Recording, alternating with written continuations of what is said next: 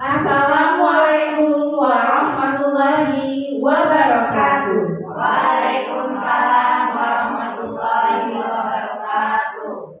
Selamat pagi ibu-ibu guru hebat. Selamat pagi.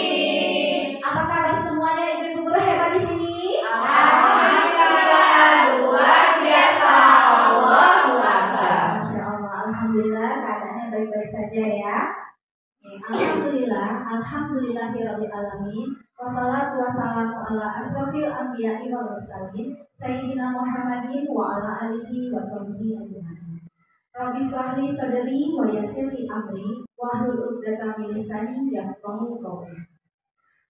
Puji syukur kehadirat Allah Subhanahu wa taala yang mana pada pagi hari ini kita masih diberikan nikmat kesempatan dan kesehatan sehingga kita dapat berkumpul di ruang kelas 6D dalam rangka Aksi nyata diseminasi modul 1.4 budaya positif. Salawat serta salam tak lupa kita junjungkan kepada Nabi Agung kita, Nabi Muhammad Sallallahu alaihi wasallam. Berkat hidayahnya lah kita dibawa dari zaman kegelapan menuju zaman merdeka belajar saat ini. Baik, Oke, baik, langsung saja. Ada susunan pembelajaran pada hari ini. Yang pertama itu ada pembukaan. Selanjutnya itu ada kata sambutan dari Kepala Sekolah SD Negeri 33 Palembang. Selanjutnya ada pemaparan materi dari yang kedua. Selanjutnya terakhir ada kegiatan penutup.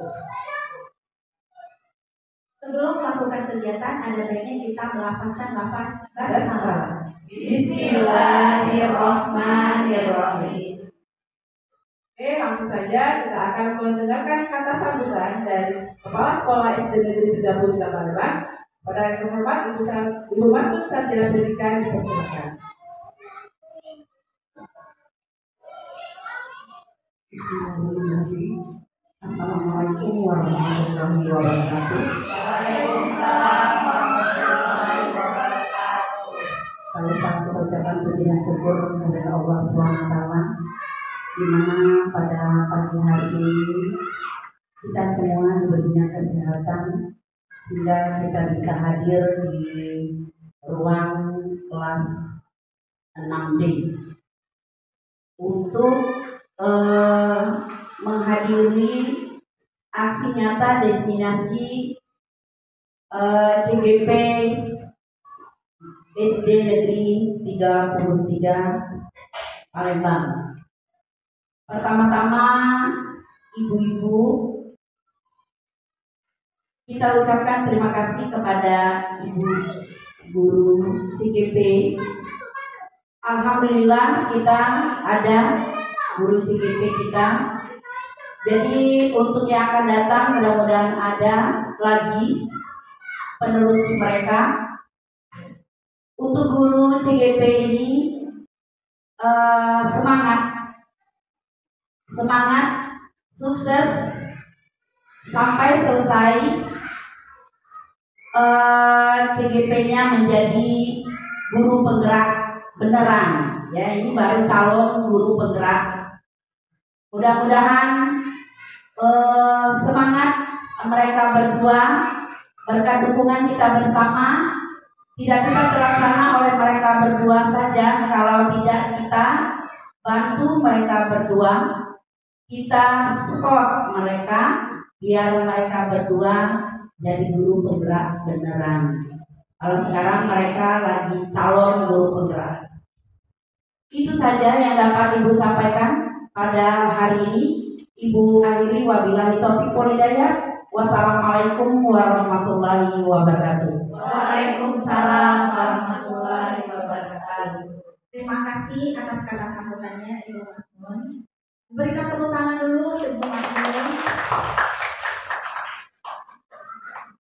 Baik, acara selanjutnya adalah materi. ya, pemaparan materi. Mungkin langsung dari Ibu Sastri dulu terlebih dahulu. Oke, jadi waktu dan tempat mungkin kami persilakan untuk Ibu Sastri dulu terlebih. Boleh tepuk tangan semuanya. Oke, terima kasih atas kesempatannya. Sebelum saya masuk materi, mungkin saya ada sedikit pantun. Oke, jadi tolong jawab karena saya cewek dan cantik. Bisa?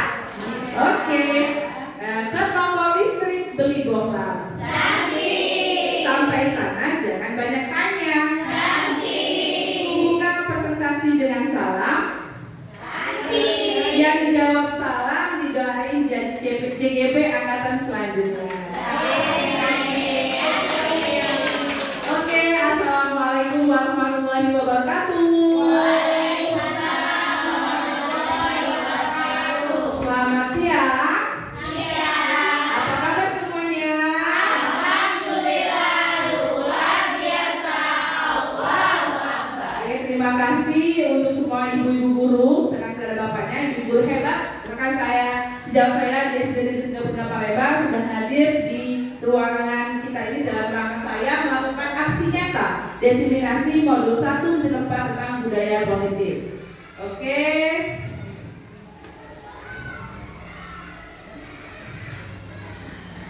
Oke, sekarang untuk memulai presentasi pada hari ini, saya minta semua ibu-ibu untuk melakukan senyum, karena senyum itu adalah sebagian dari ibadah. Jadi coba berikan senyum terbaik semua bapak ibu selama 30 detik. Boleh saling toleh terkait di kanannya.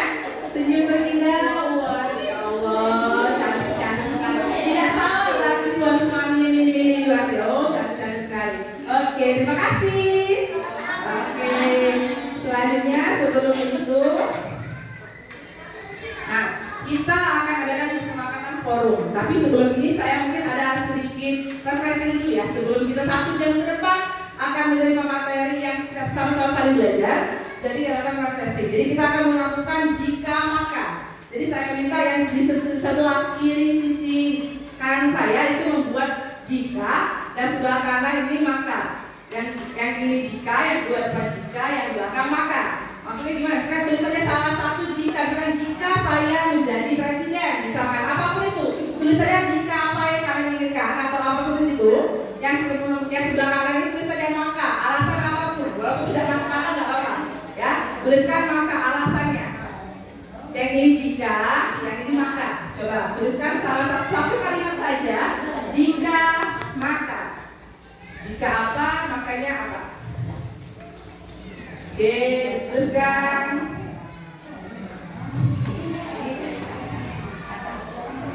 Apapun itu boleh, jikanya apa, makanya apa.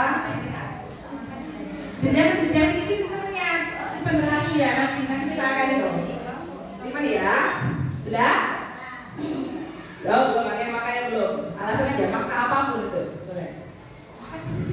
Enggak usah, yang satu sebelah ini jika, yang sebelah sini maka. Yang ini jika, yang belakangnya maka. Satu saja, satu kalimat saja. Sudah? Oke ya, oke, sudah. Coba sekarang saya random aja, kita acak. Coba kita sebutkan, boleh hidupkan mic-nya. Oke, coba sekarang Ibu Puri, coba.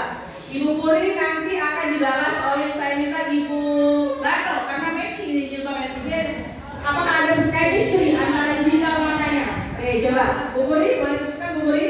Jika saya makan. Jika saya makan, maka aku akan belajar dengan dia. oh, jika saya makan, oke. Coba lagi, coba. Oke. Bagus. Tidak apa. Lagi coba. Oke, Ibu Sukma. Ibu Sukma, jika makanya coba Ibu Cantika, boleh diceritakan? Oke, jika yang Ibu Sukma, sebutkan Bu. Baik, terima kasih. Jika saya mengantuk. Jika saya mengantuk, sebutkan Ibu Cantika.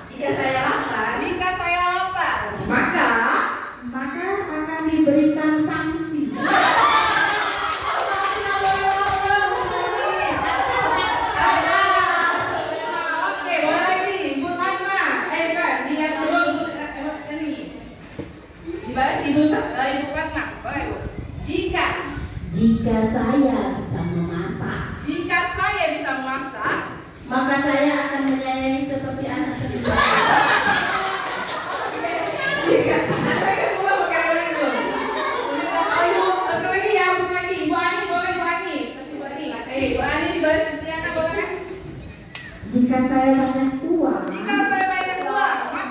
maka saya akan pergi.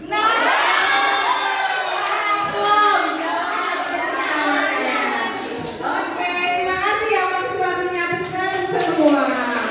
Oke, sekarang kalau sudah, kita akan membuat dulu kesepakatan dari forum destinasi ini. Kesepakatan ini nantinya akan kita jalankan bersama selama masa kegiatan ini. Oke, contoh kesepakatannya yang sudah saya buat, katanya itu menghargai pendapat orang lain. Kira-kira sepakat dengan kalimat ini? Menghargai pendapat orang lain. Karena mungkin nanti kita akan saling memberikan pendapat. Setuju? Boleh? Oke, kalau ada tidak yang mau menyatakan kesepakatannya, idenya? Oke, Bu Puri boleh kasih mic-nya? Oke. Mengangkat tangan sebelum dan saat bertanya. Mengangkat tangan saat, baru saya tulis ya, mengangkat tangan.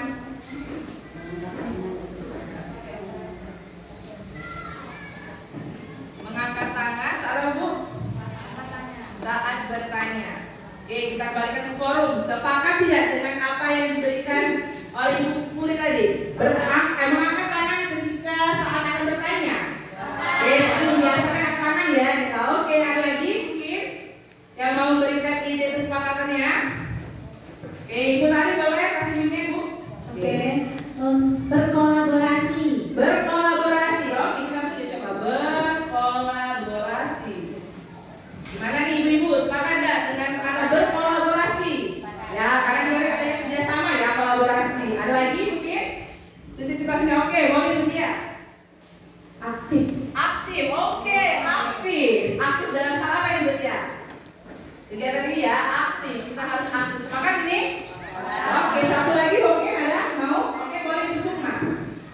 Tertib dan kondusif. Oke, tertib dan kondusif. Oke, gimana pernyataan kesepakatan terakhir tertib dan kondusif? Bisa disepakati? Bisa. Oke, coba sekarang saya ulangi lagi.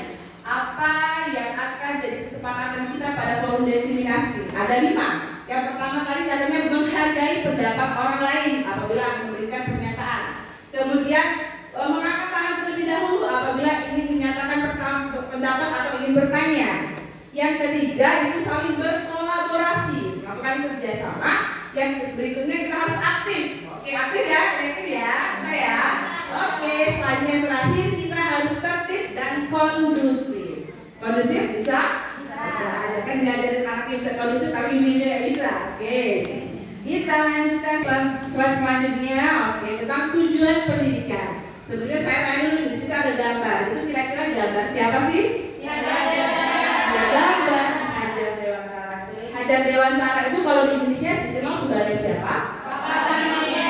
Bapak Pendidikan Indonesia. Bapak Pendidikan. Sekarang katanya menurut Ki Hajar Dewantara ada tujuan pendidikan yang harus kita ketahui, yaitu adalah menuntun segala kodrat yang ada pada anak-anak agar mereka dapat mencapai keselamatan dan kebahagiaan yang setinggi-tingginya, baik sebagai manusia maupun sebagai anggota masyarakat. Oleh sebab itu, kita sebagai seorang pendidik itu hanya dapat menuntun tumbuh atau hidupnya kekuatan kodrat yang ada pada dalam diri anak-anak agar dapat memperbaiki lakunya, bukan dasarnya hidup dan tumbuhnya kekuatan kodrat anak itu. Jadi kita sebagai pendidik itu harus menuntun, bukan menuntut. Beda nggak antara menuntut sama menuntut? Beda. Perbedaannya apa? Kalau menuntut itu lebih kemana arahnya? Lebih ke mengarahkan, lebih membimbing, lebih membina anak dari hati biasanya. Kalau sebaliknya, kalau menuntut lebih ke negatif ya. Artinya lebih memaksa, lebih apa lagi? Mengintimidasi, membuat anak itu harus sesuai dengan keinginan kita. Kamu harus gini, harus gini. Jadi kita menuntut. Jadi sebaiknya kita sebagai guru harus menuntut atau menuntut. Sudahkah dilakukan? Sudah, alhamdulillah. Oke, selanjutnya ada tentang budaya positif. Budaya positif. Nah, seorang guru yang baik itu harus memiliki kemampuan dalam mewujudkan budaya positif di sekolah. Budaya positif di sekolah yaitu nilai dan kebiasaan di sekolah yang berpihak pada murid, berfokus pada murid agar mereka dapat mengembangkan menjadi pribadi yang lebih kritis, penuh hormat, dan bertanggung jawab sesuai dengan keyakinan kita sekarang, yaitu profil belajar Pancasila. Saya tanya dulu sekarang, budaya positif di sekolah kita apakah sudah berjalan? Sudah berjalan. Contohnya apa sih dulu yang sudah kita lakukan di sekolah kita budaya positif? Coba boleh angkat tangan. Oke, boleh Ibu Uni, boleh pinjam. Boleh Ibu Uni. Budaya positif yang ada sudah kita lakukan. Hidupin. Budaya contoh budaya positif yang telah berjalan di sekolah kita. Ketika pagi-pagi anak datang, kita menyambutnya dan menyalaminya di gerbang sekolah. Di depan sekolah. Betul. Oke, sudah lakukan belum? Sudah. Oke, ini sudah satu kegiatan budaya positif. Ada lagi mungkin kegiatan lainnya selain menunggu di depan gerbang kita sebagai guru? Oke, Ibu Puri, boleh Ibu Puri. Oke, terima kasih. Yang kedua itu setiap hari Sabtu. Karena setiap hari Sabtu kita melakukan gotong royong untuk membersihkan lingkungan sekolah. Oke, gotong royong setiap hari Sabtu sudah berjalan di sekolah kita? Sudah, sehingga membuat lingkungan sekolah kita itu lebih terasa apa? Kita bersih, karena kita saling bekerja sama untuk membersihkan lingkungan sekolah kita. Harusnya anak-anak meminta membawa alat kebersihannya agar mereka bertanggung jawab di lingkungan sekolah. Ada lagi, mungkin satu lagi, boleh Ibu Fatma? Oke, coba Bu. Melakukan kegiatan setiap hari Jumat Yasin bersama. Oke, Yasin bersama, kegiatan kerohanian.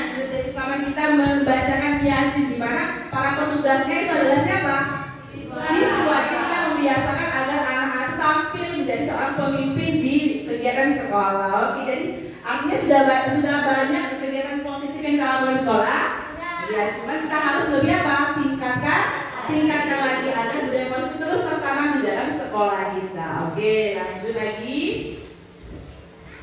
Nah, sekarang ini adalah konsep utama yang akan saya sampaikan selama lebih 1 jam ke depan bersama Ibu. Semoga Ibu nggak ngantuk ya. Terus semangat ya. Oke, semangat. Jadi ada 6 materi di sini. Yang pertama itu tentang disiplin positif. Yang kedua tentang motivasi perilaku manusia. Selanjutnya keyakinan sekolah atau keyakinan kelas. Lalu ada kebutuhan dasar manusia. Yang kelima ada posisi kontrol restitusi. Yang terakhir ada segitiga restitusi yang akan kita bahas. Dari yang pertama itu adalah kita kenali dulu tentang perubahan paradigma belajar. Jadi dalam membangun budaya positif itu di sekolah pasti kita harus menyediakan lingkungan yang positif dulu agar kita sekolah lebih aman dan nyaman, agar siswa mampu berpikir, bertindak, dan mencipta dengan merdeka, mandiri, dan bertanggung jawab. Selain itu kita harus meningkatkan disiplin, sangat berkaitan dengan kontrol guru terhadap siswa. Kita sebagai guru adalah yang mengontrol siswa, jadi siswa harus kita arahkan menjadi lebih baik. Lanjut lagi, nah tentang saya ada sebuah ilustrasi. Mungkin kita akan bermain sedikit lagi tentang ilustrasi. Sini perhatikan dulu. Jadi ada 2 posisi yang saya minta. Ada posisi A dan posisi B. Yang posisi A boleh yang sebelah, boleh tentukan sendiri yang mana yang mau posisi A antara bersama-sama ya, berdua orang. Ya, ada yang posisi A, ada yang posisi B. Yang posisi A, tugas Anda. Tugas yang posisi A adalah mengepalkan salah satu tangan Anda, boleh tangan kanan atau tangan kiri. Coba kalian posisi A itu bayangkan bahwa Anda tuh menyimpan sesuatu yang sangat berharga dalam hidup kalian. Kemudian kalian tutup di dalam kepala tangan kalian. Kalian tulis dulu satu hal yang paling berharga di hidup kalian apa. Kalian tulis yang posisi A, kemudian yang Anda perlu menjaga benda tersebut yang kepala tadi agar begitu pentingnya untuk kehidupan Anda. Sekarang yang tugas B, tugas lawannya itu adalah mencoba dengan segala tenaga untuk membuka kepala posisi temannya tadi yang si A. Boleh dengan cara membujuk, kalian boleh membujuk, mengintimidasi, memarahi, menggoda, menghardik, menggelitik badan itu juga boleh, bahkan menawari uang mungkin. Nah, agar yang posisi A tadi mau membuka kepalan tangan yang ada tulis tadi. Bisa? Paham maksudnya? Ada ekspresi pasangan, ada yang posisi A menuliskan salah satu dalam hidup kalian. Yang B tugasnya mengoloi, kalau gitu, mengoloi agar si A mau membuka kepalan tangannya itu. Boleh dituliskan di secari kertas kecil saja, ya, simpan di sekuat tenaga kalian di dalam kepalan tadi. Sudah, apapun itu, boleh hewan kesayangan, atau barang, atau benda, atau apapun yang kalian paling berharga dalam hidup kalian. Dalam hidup di sebelah itu tidak boleh nih, karena apa ya? Nah, apa coba? Sudah ya, oke? Ya, sekarang sudah. Nah, sekarang ya, kalau tugas A sudah menulis, sekarang tugas yang posisi B mencoba membuka kepala tangan pengendara dengan segala macam hal. Boleh diintip, boleh digoda-goda, boleh dirayu. Coba, oh iya kawan tahu membukanya. Oke, coba ayo, ayo.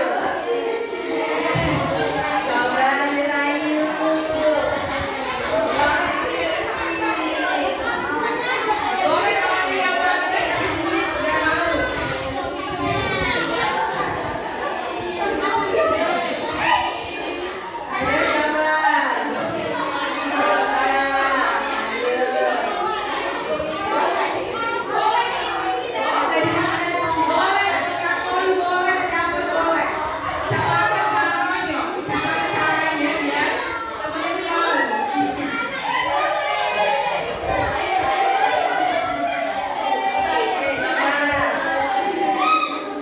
Ayo coba.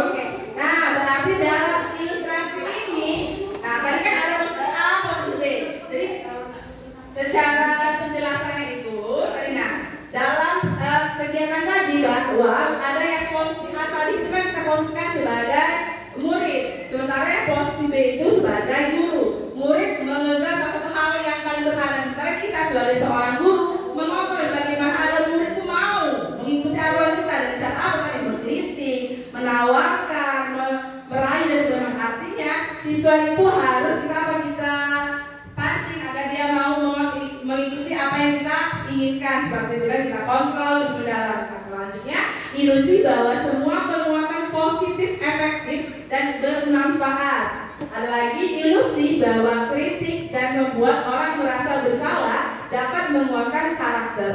Yang terakhir, ilusi bahwa seorang dewasa itu memiliki hak untuk memaksa. Kan kita soalan gue dewasa memiliki hak untuk memaksa. Apakah anak itu mau mengikuti apa yang kita inginkan? Seperti itu.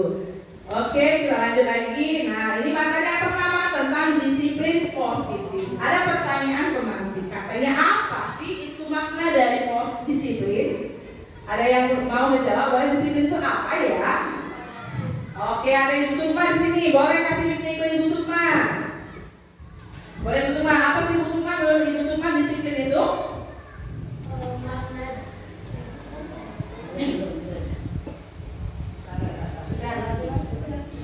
Makna disiplin positif itu seperti menumbuhkan sikap positif dari dalam diri siswa, di mana guru itu memotivasi ataupun refleksi atas perbuatan tersebut. Oke, tepuk tangan dulu boleh untuk semua. Lengkap sekali. Ada lagi mungkin yang mau menambahkan disiplin itu? Apa itu? Menumbuhkan sikap positif katanya bagi dari anak-anak. Oke, boleh berlari. Lanjut Bu. Oke, disiplin di situ mungkin maksudnya menaati segala peraturan yang ada. Oh, mentaati peraturan yang ada. Oke, coba kita boleh intip ke slide berikutnya. Itu aku saya butuh lari tadi. Oke.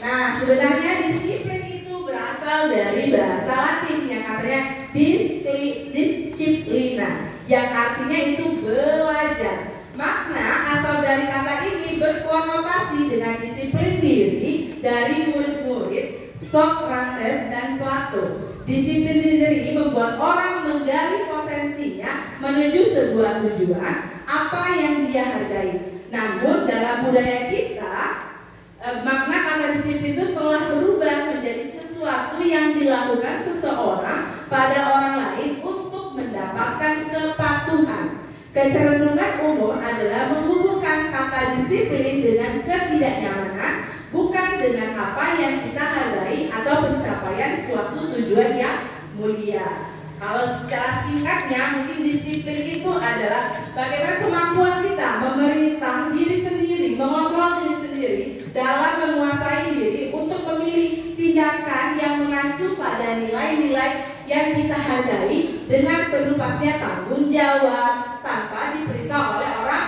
lain. Artinya tertanam dalam diri kita sendiri disiplin itu. Lanjutnya nilai-nilai yang kita hargai itu dalam bentuk nilai kebajikan, sifat atau positif manusia dengan merupakan tujuan mulia yang ingin dicapai setiap individu, yaitu yang berkaitan dengan nilai-nilai dari profil pelajar Pancasila. Disiplin. Sekarang saya tanya, kalau di sekolah kita apakah diri sendiri apakah sudah menerapkan sikap disiplin?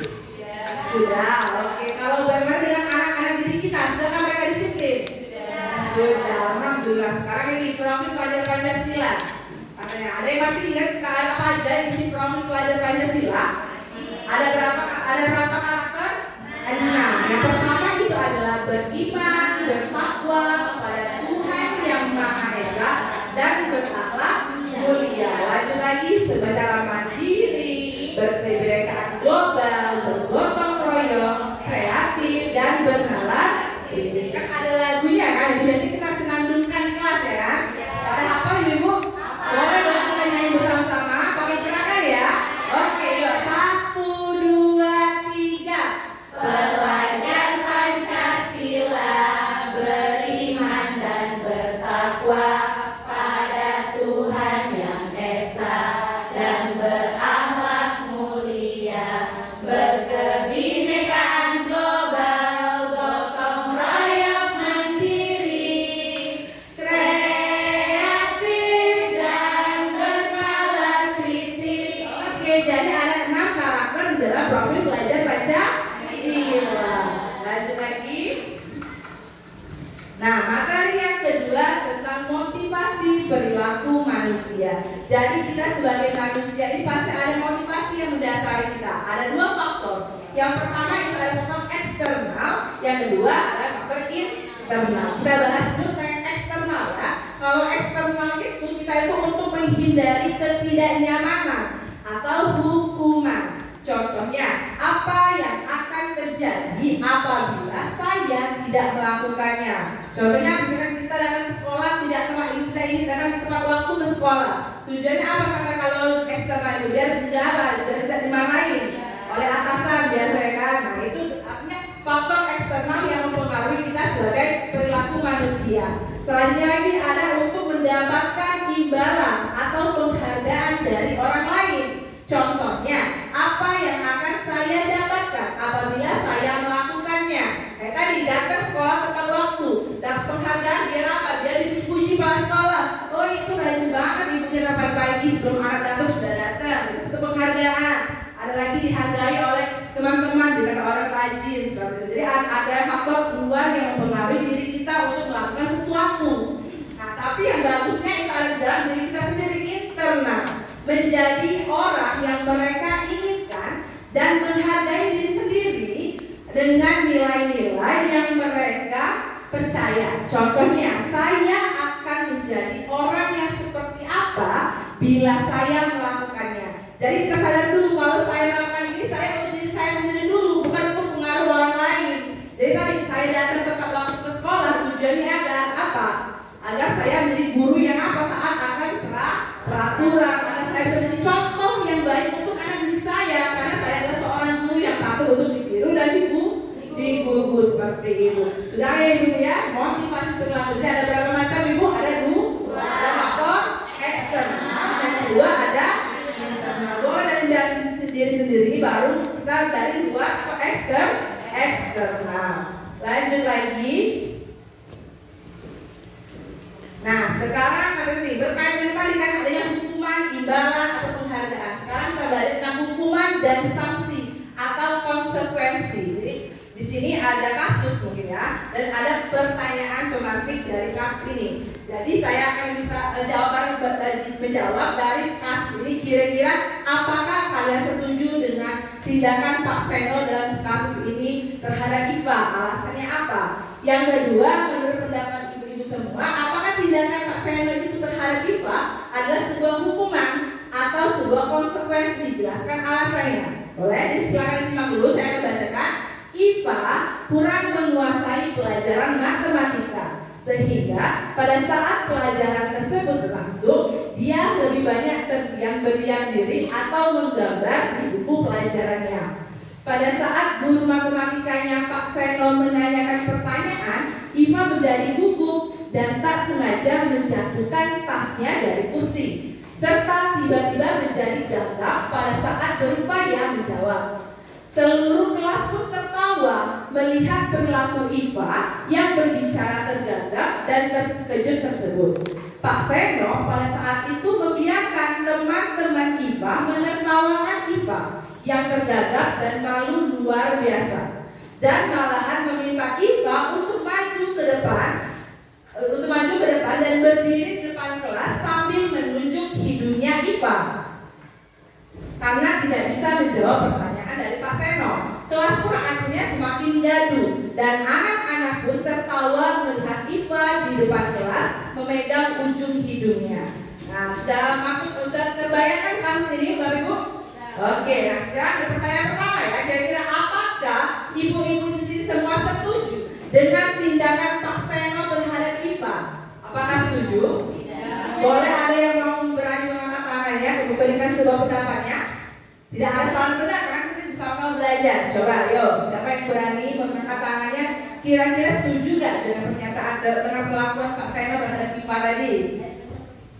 Ayo, Ibu Puri, boleh Ibu Puri dulu. Coba Ibu Puri, sekali Puri ya. Oke, coba kita dengarkan apa pendapat dari Ibu Puri. Menurut saya ya, kalau saya kurang setuju dengan apa yang dilakukan Pak Seno terhadap Iva, karena menurut saya yang dilakukan Pak Seno itu adalah mempermalukan Iva, di mana kita sebagai guru kita tidak boleh mempermalukan siswa, apalagi di depan teman-teman. Oke, katanya mempermalukan Iva anak kita di depan kelas. Jadi itu tidak menyatakan kelakuan yang tidak baik. Oke, apakah setuju yang lainnya? Setuju. Oke, coba ada yang pertanyaan kedua. Menurut Anda, ibu semua, apakah tindakan Pak Seno terhadap Iva tadi adalah sebuah hukuman atau konsekuensi? Sertakan alasannya. Kira-kira itu termasuk hukuman atau konsekuensi ya? Sebenarnya beda tuh hukuman dengan konsekuensi. Oke, coba Ibu Tari, boleh Ibu Tari. Baik, menurut saya yang dilakukan Pak Seno terhadap Iva itu adalah bentuk suatu hukuman. Hukuman alasannya? Ya, karena terlihat di sana Pak Seno mempermalukan Iva dengan menyuruh dia maju ke depan. Maju ke depan sehingga dia ditertawakan dan sampai menunjuk hidungnya di depan. Jadi itu perilaku yang sepertinya menghukum ya. Ya, itu pendapat saya. Jadi kata Ibu tadi dia menghukum. Apakah ada yang berbeda pendapatnya? Bukan hukuman ini termasuk konsekuensi sepertinya. Apakah ada yang berpendapat seperti itu? Berarti sepakat hukuman. Jadi ini apa yang lakukan Seno? Oke, coba kita cari tahu di slide berikutnya dulu sebelum kita menjawab. Nah, sekarang ini ada tabel perbedaan nih antara apa itu hukuman, sanksi, dan konsekuensi. Jadi tabel ini menjelaskan ada dua identitas. Identitas dikategorikan sebagai identitas gagal apabila kita sebagai seorang guru itu memberikan hukuman kepada murid. Jadi kita ada di posisi gagal.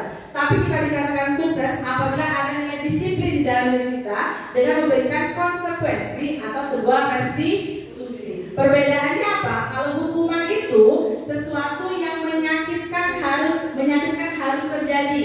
Selanjutnya, tidak nyaman untuk murid atau anak dalam jangka waktu yang panjang kalau berikan hukuman. Selanjutnya, korban atau siswa tadi mendapatkan keadilan. Selanjutnya, murid atau anak akan merasa tersakiti karena diberikan hukuman. Selanjutnya ada perilaku pasif agresif. Lalu ada sistem tidak akan berjalan bila murid tidak takut. Jadi hukuman itu membuat murid takut. Selanjutnya, berlaku hanya pada sebuah institusi, tidak berlanjut pada kehidupan nyata. Selanjutnya, peraturan itu biasanya kita berkata apa, kamu tuh harus gini, harus gitu. Selanjutnya, murid itu akan lama-lama membenci adanya sebuah peraturan karena adanya hukuman tadi, sehingga menimbulkan efek negatif di dalam diri siswa. Sementara kalau dikatakan disiplin, kalau kita melakukan konsekuensi. Yang pertama itu sesuatu harus terjadi, tidak nyaman untuk murid dalam jangka waktu yang pendek. Kalau hukuman tadi panjang, kalau ini pendek, korban bisa diabaikan, murid tidak nyaman kalau dengan konsekuensi, penguatan hanya bertahan dalam jangka waktu yang pendek. Selanjutnya perkataan itu berdasarkan apa sih peraturannya? Kita bertanya apa sih peraturannya? Selanjutnya mampukah kamu melakukannya? Selanjutnya terakhir, murid akan lebih menghargai adanya peraturan karena dia mengetahui adanya konsekuensi, sehingga menimbulkan nilai yang netral, jadi tidak positif dan juga negatif. Nah, tapi akan melakukan lebih baik lagi apabila kita sebagai seorang guru itu melakukan sebuah restitusi, yaitu di mana merupakan pilihan. Restitusi adalah merupakan pilihan, menguatkan anak dalam jangka waktu yang panjang, memberikan penguatan kepadanya. Selanjutnya korban mendapatkan ganti, kemudian murid akan mendapatkan penguatan dari guru karena kita memberikan masukan dan solusinya. Selanjutnya masalah itu akan terpecahkan karena kita akan menanyakan dulu, kita selesaikan dan memberikan solusi. Selanjutnya ada murid belajar bertanggung jawab atas perlakuan yang dia lakukan, dia berani bertanggung jawab. Selanjutnya fokus pada pemecahan masalah dalam jangka waktu yang panjang. Ada juga perkataannya, apakah kamu yakin? Selanjutnya, apa yang bisa kamu lakukan untuk memperbaiki kesalahan yang sudah kamu perbuat? Selanjutnya, murid akan menghormati dirinya dan orang lain. Dia lebih percaya pada dirinya sendiri dan orang lain, sehingga menimbulkan nilai positif di dalam diri siswa. Jadi antara hukuman, konsekuensi dan restitusi, lebih baik kita menanamkan yang mana, Ibu? Restitusi. Karena kita bertanya, jadi kembali lagi ke kasus tadi, jadi ini lebih dominan ke hukuman atau ke konsekuensi? Hukuman, karena tadi apa? Dia mempermalukan Iva di depan kelas, sampai dia disuruh maju ke depan kelas sambil menunjuk hidup Iva. Akan Iva lama-lama akan apa dia? Tersakiti, dia malu sama teman-temannya karena teman-temannya mungkin mengejeknya di luar jam pelajaran. Kasihan deh lo dimarahin gitu kan. Jadi kita harus menghindari hukuman di depan orang banyak. Kalau kita ingin memberikan hukuman melakukan secara 4 mata, dari hati ke hati, agar anak itu tidak merasa tersakiti, karena yang tahu hanya antara guru dan murid, seperti itu. Oke, lanjut lagi ke slide berikutnya. Nah, sekarang tadi kan sudah tahu kan perbedaan antara hukuman dan konsekuensi. Jadi hukuman itu ya lebih kita membuat kesalahan dan membuat peraturan sendiri, tidak mengajak orang lain. Kalau konsekuensi itu dia tahu sendiri, sadar dirinya salah dan dia memperbaiki dan bertanggung jawab atas apa yang dilakukan. Nah, sekarang ada 7 contoh. Sekarang coba deh Ibu tulis boleh di kertas masing-masing. Kira-kira poin ini apakah termasuk hukuman atau konsekuensi ya? Boleh dituliskan. Ada 1, 2, 3, 4, 5, 6, 7. Yang mana hukuman, yang mana konsekuensi. Jadi kita harus bedain dulu. Jadi kita dalam proses praktek di sekolah lebih baik menghindari hukuman. Oke, contoh yang pertama rekannya, lari mengelilingi lapangan basket 2 kali karena terlambat hadir di sekolah. Apakah termasuk hukuman atau konsekuensi? Yang kedua, membersihkan coretan yang dibuatnya di meja tulis. Yang ketiga, murid diminta untuk push up 15 kali karena tidak Yang keempat, dia menggantikan kertas tugas teman yang telah dicoret-coretnya. Yang berikutnya, berjemur di lapangan basket pukul 12 siang karena mengobrol dengan teman. Yang keenam, murid diminta bertelanjang kaki sepanjang hari karena tidak menggunakan sepatu warna hitam sesuai peraturan sekolah. Yang terakhir, berdiri depan kelas sambil mengangkat kaki satu karena tidak bisa menjawab pertanyaan. Sudah dijawab? Belum bisa kita koreksi? Tapi saya yang berani dulu, siapa yang mau ya menyatakan nomor 1, nomor 2 boleh, yang mau menyebutkan jawabannya kira-kira termasuk hukuman atau konsekuensi. Boleh dari sebelah sini dulu ya, kita gantian dulu kasih kelimpucan kita boleh. Coba kita samakan persepsi kita, apakah sama ini hukuman atau konsekuensi? Boleh Bu, nomor 1. Ya, nomor 1. Lagi mengelilingi lapangan basket 2 kali karena terlambat nanti di sekolah, menurut saya itu konsekuensi. Oh, konsekuensi. Oke, kita simpan dulu. Konsekuensi, lanjut. Kedua, membersihkan coretan yang dibuatnya di meja tulis, itu juga konsekuensi. Konsekuensi. Oke, kita carikan konsekuensi keduanya. Oke, kita simpan dulu ya. Oke, boleh yang nomor 3, nomor 4. Siapa yang mau? Yang mau? Saya. Oh, Ibu Diana. Ibu Diana boleh. Bu, nomor 3, nomor 4. Yang lain coba. Nomor 3, murid diminta untuk push up 15 kali karena tidak menggunakan masker ke sekolah, itu kayaknya hukuman. Terus menggantikan kertas tugas teman yang telah dicoret-coret, itu konsekuensi. Oke, kata Ibu Diana nomor 3 hukuman, nomor 4 konsekuensi. Boleh kita simpan dulu. Lanjut nomor 5, 6, 7 deh. Siapa yang mau? Yang berani mau jawab? Oke, Bu Tia boleh ya. Bu Tia, sebutkan Bu, jawabannya Bu. Oke, kalau nomor 5 itu berjemur di lapangan basket pukul 12. Itu menurut saya hukuman. Hukuman, oke. Lanjut. Terus nomor 6, murid diminta bertelanjang kaki. Ya, berpakai sepatu katanya itu. Ya. Itu menurut saya juga hukuman. Terus Oke. terakhir, berdiri di depan kelas sambil mengangkat kaki satu. Itu juga menurut saya hukuman. Hukuman. Oke, kata Ibu Tia hukuman. Boleh kita cross check jawabannya. Semuanya boleh lihat jawaban masing-masing. Apakah benar yang tepat jawabannya? Oke, nomor 1 itu katanya hukuman, betul? Oke, nah, nomor 2 apakah konsekuensi? Oke, betul. Nomor 3 itu adalah hukuman. Oke, yang keempat itu adalah sebuah konsekuensi. Oke, yang kelima adalah hukuman. Iya, tadi disuruh jemput jam 12. Jadi gitu ya. Yang kelima itu adalah hukuman. Oke, yang terakhir juga kembali hukuman. Oke, gimana sudah bisa membedakan dari antara hukuman dan konsekuensi? Bisa. Jadi lebih baik kita berikan hukuman atau konsekuensi? Konsekuensi akan bisa lebih menyadari dirinya sendiri. Oke, tepuk tangan untuk kita semua. Oke, materi hukuman konsekuensi sudah hafal sebenarnya. Lanjut ke materi yang ketiga tentang keyakinan kelas. Sebelumnya saya tanya dulu, apakah sudah pada membuat dari sekolah di kelas masing-masing? Sudah. Biasanya keyakinan kelas itu dibuatnya pada saat kapan ya? Awal sekolah, awal semester, ya sudah dibuat semua. Apakah itu sebuah keyakinan kelas itu dibuat antara guru dan murid atau muridnya saja? Guru dan murid. Apakah sudah dipasang atau ditempelkan di kelas masing-masing? Terakhir, apakah sudah dijalani bersama? Sudah. Coba kita lagi sekarang. Apa sih keyakinan kelas itu? Jadi keyakinan kelas itu adalah nilai-nilai kebajikan atau prinsip-prinsip secara universal yang disepakati bersama secara universal, lepas dari perbedaan agama, suku, negara, dan bahasa. Menurut dosen tahun 1998, suatu keyakinan akan lebih memotivasi seseorang dari dalam diri atau dalam intrinsiknya. Seseorang akan lebih bersemangat lagi untuk menjalankan keyakinan daripada hanya sekedar mengikuti peraturan. Maka dari itu kita membuat keyakinan itu harus ada pendapat antara semua warga kelas agar keyakinan itu dapat dijalankan dengan hati yang ikhlas. Seperti itu kan? Kalau peraturan lebih contoh kemana kalau peraturan?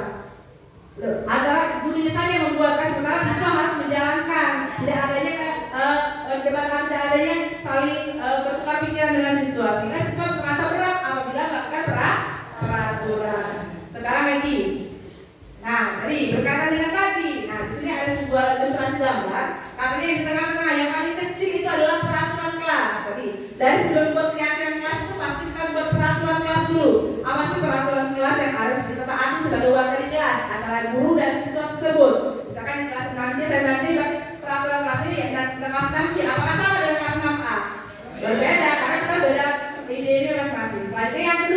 dari peraturan kelas tadi kita kembangkan menjadi keyakinan kelas. Selanjutnya apabila meyakini keyakinan kelas itu, kita akan membentuk sebuah lingkungan yang positif karena tadi membuat kita menjadi merasa lebih aman, nyaman dan berada tentram di dalam kelas tersebut. Selanjutnya apabila itu terlaksana dengan baik akan membuat menjadi budaya yang lebih positif, lingkungan yang lebih besar, lingkungan sekolah. Jadi dari peraturan, keyakinan, lingkungan dulu baru budaya sebagai budaya yang positif. Selanjutnya, nah kembali lagi di sini masih tentang tanya jawab lagi ya. Kita harus aktif tadi kan, kembali ke kesepakatan forum kita. Ada beberapa peraturan di kelas ini. Ini peraturan ya, bukan keyakinan. Ada peraturan di kelas, ada 8 peraturan. Nah sekarang tulis coba ya, dari 8 peraturan ini ibu-ibu identifikasi kira-kira nilai kebajikan apa saja dari pernyataan itu. Sebelumnya nilai kebajikan itu contohnya kayak seperti apa? Nilai kebajikan itu seperti disiplin tadi, kembali lagi ke profil belajar Pancasila deh. Disiplin, tanggung jawab, menghargai, apa lagi tadi itu? Kesehatan, keselamatan, boleh menghargai orang lain. Coba kira-kira lebih ke dalam nomor 1 selalu mengembalikan buku ke tempatnya. Itu sebuah peraturan. Nah, coba identifikasi dulu kira-kira nilai kebajikan apa dari peraturan ini. Lebih kecuali kemana? Apakah disiplin? Apakah menghargai orang? Apakah bentuk kesehatan, keselamatan, atau apa lagi coba? Tulis masing-masing satu-satu poinnya. Temukan nilai kebajikannya.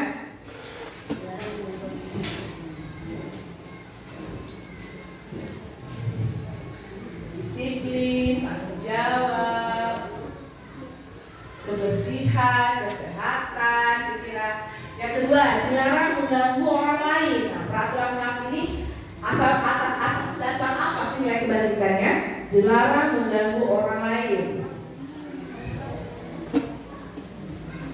Kerapian. Yang ketiga, hadir di sekolah 15 menit sebelum pembelajaran dimulai. Sudah datang 15 menit sebelum mulai.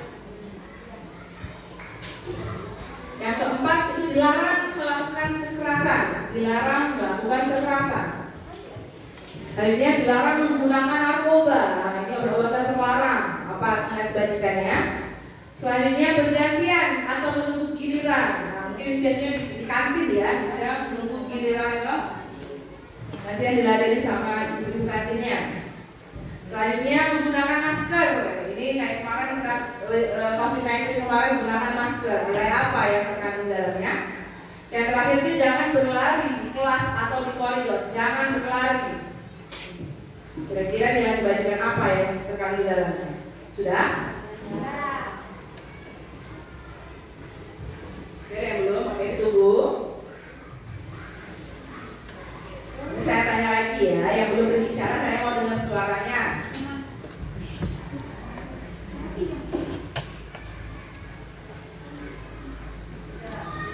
Sudah? Sebelah kanan sudah, sekarang ini. Oh, coba bisa lihat, kelihatan nggak?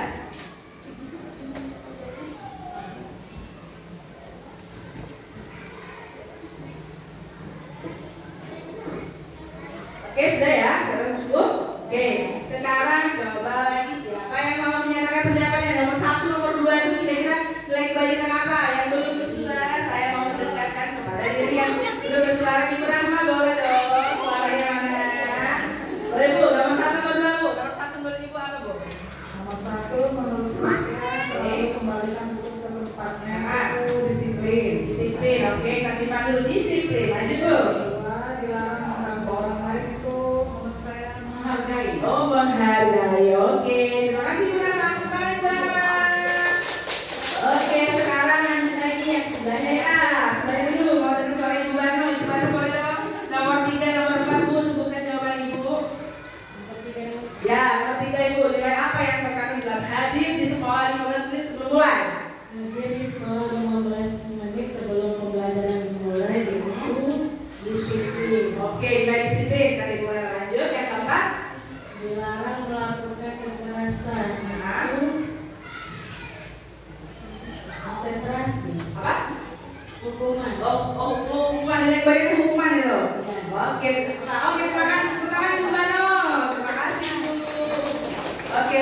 nomor 5, nomor 6. Siapa lagi yang belum bersuara? Ibu Ani, mau dengar dong suaranya.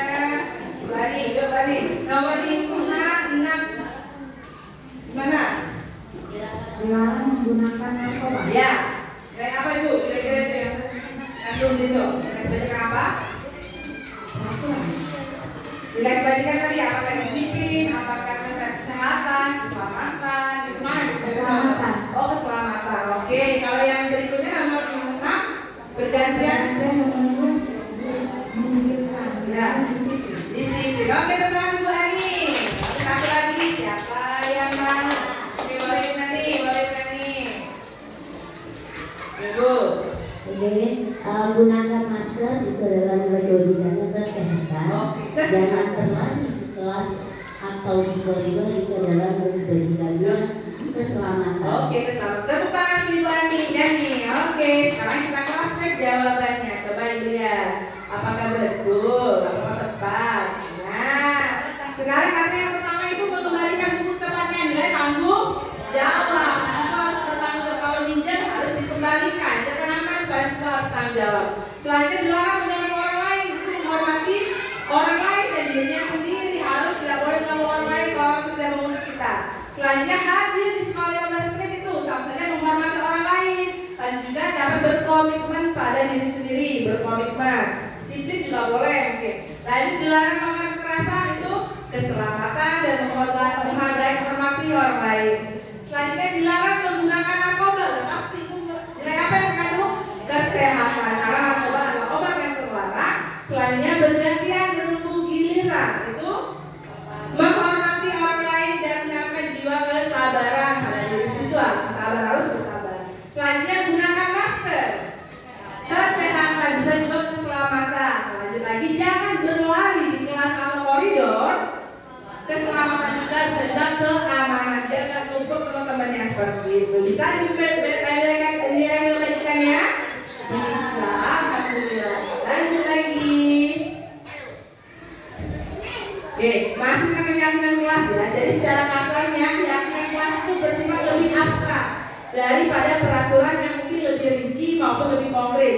Biasanya tadi keyakinan kelas tadi berupa pernyataan universal karena kita saling memberikan pendapat masing-masing antara siswa dan gurunya. Selanjutnya pernyataan keyakinan kelas itu harus dibuat dalam bentuk kalimat positif, bukan kalimat negatif. Coba contoh kalimat positif seperti apa? Kalimat positif. Negatif. Kan bisa ada kata-kata tidak, jangan, dilarang. Itu kan kata-kata yang negatif. Ubahlah menjadi kalimat positif dulu baru bisa kita yakini. Selanjutnya keyakinan kelas itu harus tidak terlalu banyak, jangan terlalu banyak ibu sehingga siswa itu lebih mudah diingat dan dipahaminya. Dikit banyak pasti kenal di hatinya. Maka seperti itu. Lanjut juga keyakinan kelas sebaiknya sesuatu yang dapat diterapkan di lingkungan sekolahnya yang mudah dilakukan. Selanjutnya semua warga kelas itu berpartisipasi membuat keyakinan kelas tadi. Lanjut lagi menempelkan hasil keyakinan kelas tadi di ruangan kelas agar terbaca, terlihat oleh siswa. Oh, ini keyakinan kelas saya.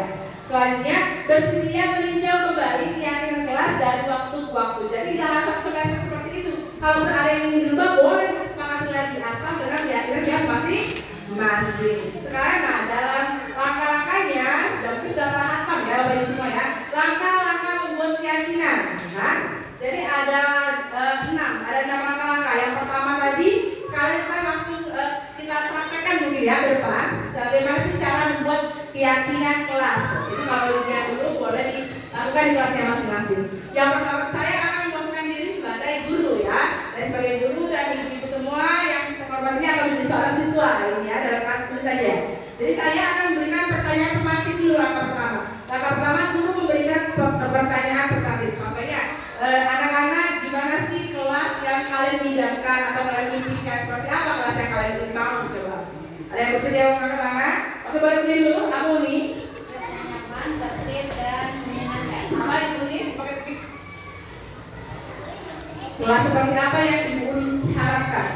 Uni harapkan. Kelas yang saya harapkan adalah kelas yang tertib, nyaman, indah dan menyenangkan. Indah dan menyenangkan. Wah, sudah sekarang belajar lagi mungkin.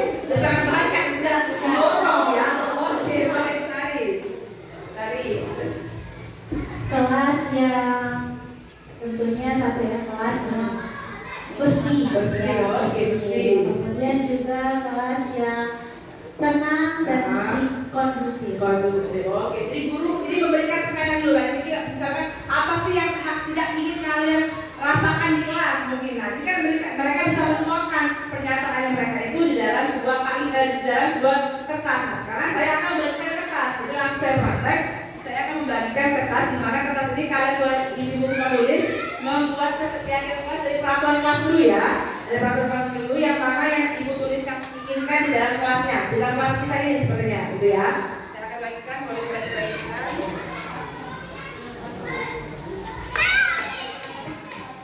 Nah, peraturan kelas kita dalam bentuk peraturan dulu. Kita ilustrasikan sebagai peraturan kelas dulu. Jadi posisinya anak-anak itu menuangkan semua apa yang dia inginkan dalam kelas ini seperti apa atau tidak ingin seperti apa kelasnya. Jadi ingin seperti apa sama saja boleh ya. Kalau sudah ditulis boleh ibu-ibu tuliskan atau tempelkan di dalam peraturan kelas yang saya siapkan ini. Jadi setelah saya memberikan pertanyaan, anak-anak menuangkan di kertas, kemudian ditempelkan di dalam peraturan kelas yang ada disediakan. Oke, biasanya kan kalau anak-anak kelas boleh tempel. Biasanya masih menggunakan kalimat negatif boleh, kalimat negatif dulu. Boleh, biasanya kan anak-anak itu masih, oh bu tidak boleh dalam rapat bu ya. Oh bu kan tidak boleh ribut bu ya, boleh belajar. Boleh tuliskan dulu. Ya boleh terus ditempelkan ibu. Oke, tempelkan. Boleh semuanya. Ya karena semuanya ada sesuai ibu. Sudah ada anak yang kita mau seperti apa sih kelas kita ini kan? Oke.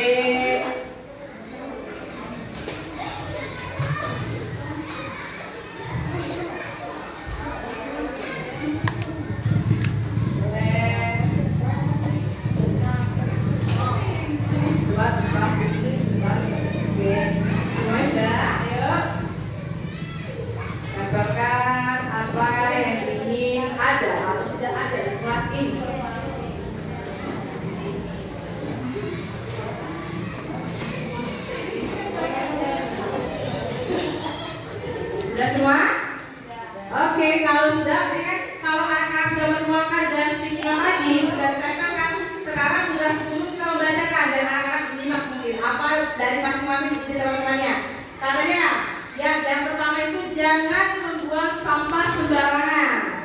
Yang berikutnya tidak boleh makan saat belajar di kelas. Ada lagi harus menjaga kebersihan kelas. Tidak membuang sampah sembarangan. Ada lagi juga jangan mengganggu teman saat belajar. Ada lagi harus nyaman, harus datang ke sekolah tepat waktu, harus tertib, nyaman dan kondusif. Ada lagi karena harus tidak boleh ribut di kelas. Nah, kan dari pernyataan tadi ini kan masih ada yang kalimat yang negatif. Maka dalam pernyataan tadi harus mengubahnya menjadi kalimat yang positif. Karena tadi yang ada kata tidak, jangan, dilarang itu terubah dulu menjadi kalimat yang positif. Siapa yang bersedia mungkin membantu Ibu Dea ke depan untuk menuliskan mengubah kalimat negatif ini menjadi kalimat yang positif. Ada yang mau? Kita bersama-sama mungkin bersama-sama.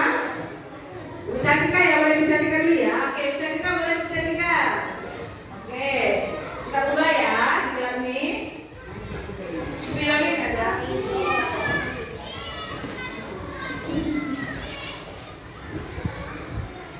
Oke, dari yang pertama dulu coba kita sama-sama. Katanya, jangan membuang sampah sembarangan. Itu positif kan? Ubah menjadi kalimat yang positif dulu. Jadi apa?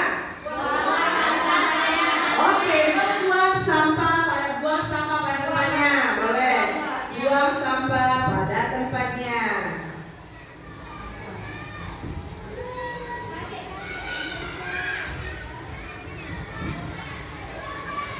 Oke, selanjutnya katanya tidak boleh makan saat belajar di kelas. Kira-kira ubah menjadi kalimat yang positif. Tidak boleh makan. Apa ya? Makan jam istirahat. Makan hanya boleh saat jam istirahat. Makan hanya di waktu istirahat. Jam istirahat. Oke, ada lagi katanya menjaga kebersihan kelas. Sudah positif belum itu? Jagalah kebersihan kelas. Oh, berarti kan dulu baik. Jadi apa? Jaga kebersihan kelas. Oke, boleh. Jaga kebersihan kelas. Jaga kebersihan kelas. Ada lagi, kalau yang sama kita kelompokkan saja ya, supaya kita nyaman kelompokkan. Jangan mengganggu teman saat belajar. Itu kan jangan tidak boleh. Jadi kalian yang positif tidak apa?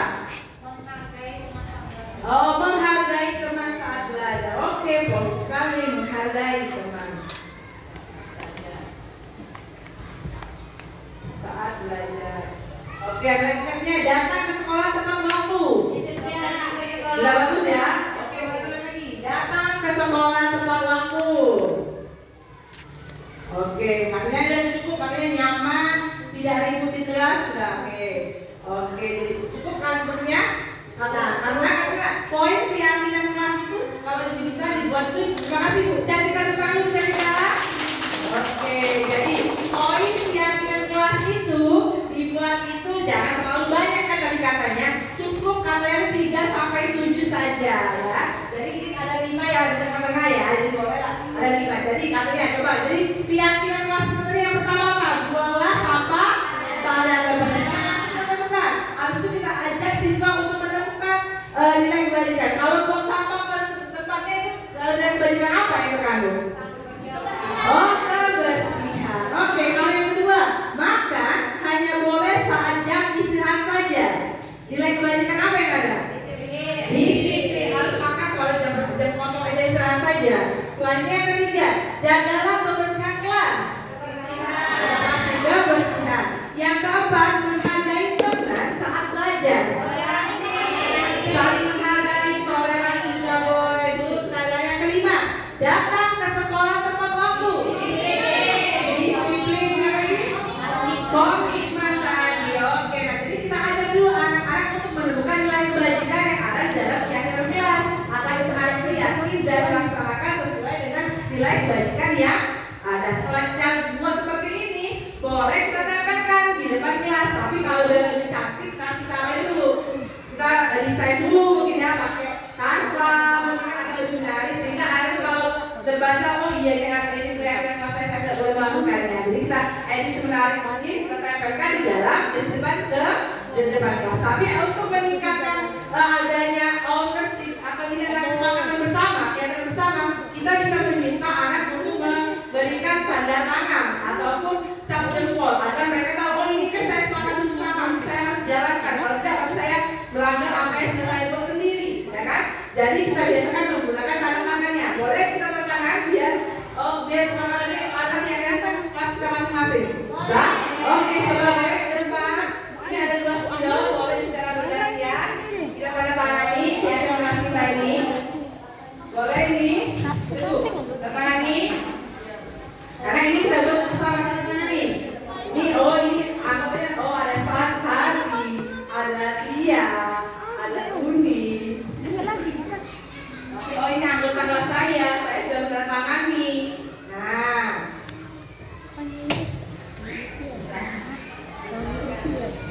ayo semuanya karena ini adalah sebuah warga kelas.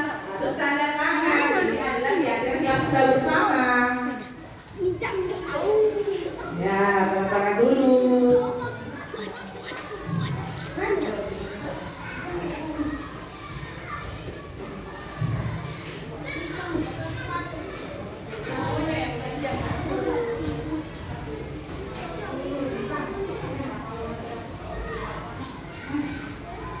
Oke, kalau sudah boleh duduk di tempatnya, terima kasih semua anak-anak ibu. Oke, bagus-bagus semua tantangannya anak kelas ini. Ada muda? Oke, nah jadi kurang lebih keyakinan kelas kita yang sepakat bersama dan sudah tertangani bentuknya seperti ini. Jadi ini adalah keyakinan kelas kita. Bisa semuanya? Bisa. Oke, lanjut lagi ya. Semangat kan? Masih dong. Lanjut. Nah, kalau di kelas mungkin dokumentasinya seperti ini ya. Tadi sama langkah-langkahnya. Kita ajak anak-anak menuliskan dulu, anak-anak menempelkan, kita atur bersama kalimat negatif, kita ubah menjadi kalimat positif, kita cari tahu nilai-nilai kebajikannya, baru tertempelkan di dalam kelas.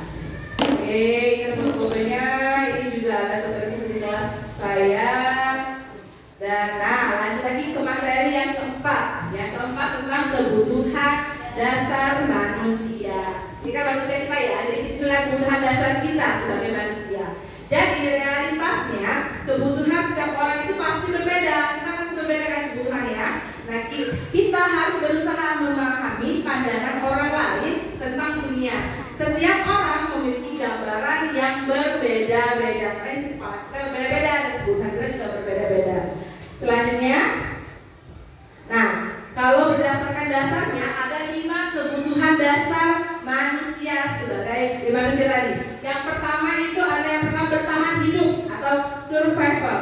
Nah, bertahan hidup. Yang kedua ada penguasaan atau power.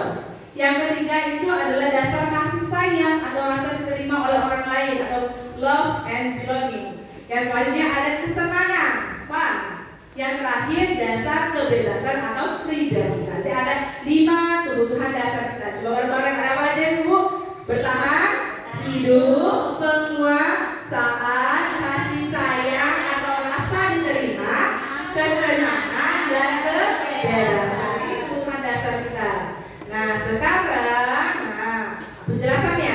Kalau bertahan hidup itu pasti adalah kebutuhan yang bersifat fisiologis. Untuk bertahan hidup, misalnya kita bertahan hidup itu apa pasti? Untuk dapatkan kesehatan harus adanya rumah, biasanya tempat tinggal.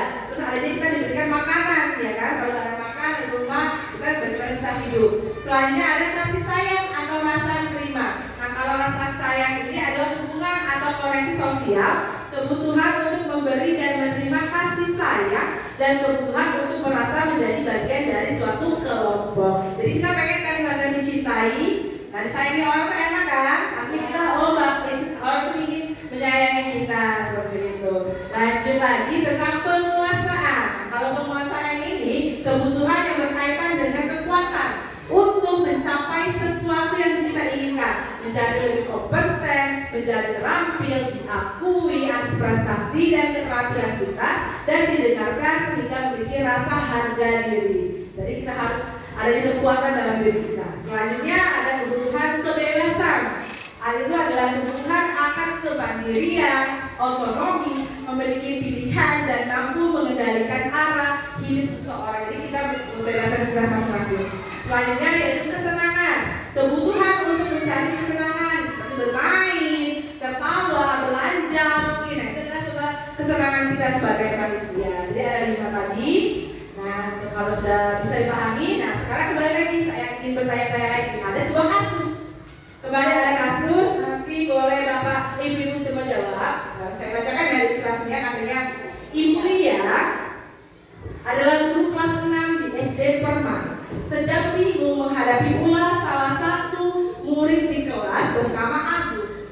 Beberapa anak telah datang dan mengeluhkan Agus yang seringkali meminta bekal makan siang mereka dengan paksaan. Jika Anda menghadapi situasi seperti Ibu Ria, apa yang akan Anda lakukan? Dan kira-kira apa sih alasan Agus itu melakukan hal itu kalau dikaitkan dengan 5 kebutuhan dasar tadi? Coba kalian begitu ya, sudah masuk pemahamannya? Kalian sebagai Ibu Ria, ada anak siswa kalian yang minta paksa bekal temennya. Kita digantikan kan? Kira-kira gimana posisi kalian sebagai Ibu Ria, apa yang akan kalian lakukan? Akan Ibu lakukan? Ada yang sudah bisa? Boleh? Ibu Puri lagi boleh? Ibu Puri? Boleh Ibu Puri? Coba Ibu Puri, dengarkan Ibu Puri. Sembari yang lain juga ada pendapat lain, boleh nanti.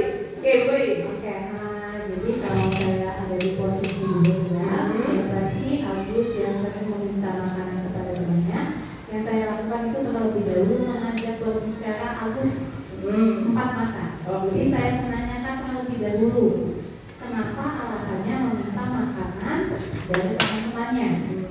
Terus kalau menurut saya, jadi yang terlebih dahulu adalah mengajak bicara tersebut dan menanyakan alasannya. Oke, kalau Ibu, kalau dikaitkan dengan alasan kira-kira apa posisi Agus tadi melakukan hal itu, minta bekal makanannya kira-kira? Kalau itu mungkin banyak faktor, bisa jadi dianya di rumah tidak disediakan atau tidak dibekalkan makanan oleh orang tuanya. Faktor kedua mungkin dia tidak diberikan uang jajan oleh orang tuanya. Saat dia lapar, mungkin dia sebenarnya tidak ingin meminta makanan kepada teman-temannya, tapi karena posisi perutnya lapar, jadi dia tidak mau meminta makanan kepada teman-teman. Nah, meminta makanan tadi kalau dikaitkan dengan 5 kebutuhan dasar tadi berarti lebih masuk mana?